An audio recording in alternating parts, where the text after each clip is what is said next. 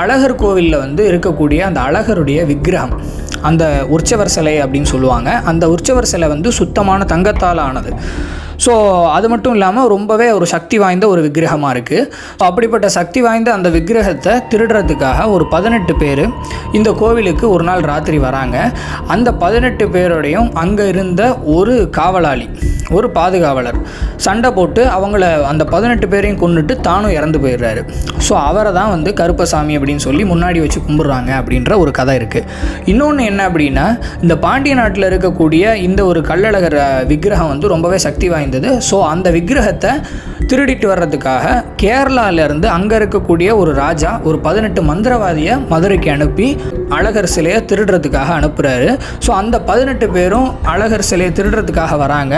ஆனால் இந்த அழகருடைய அழகில் மயங்கி இங்கேயே இருக்காங்க. அந்த 18 மந்திரவாதிகளுடைய தலைவன் தான் இந்த கருப்பசாமி அப்படின்னு சொல்லி சொல்கிறாங்க.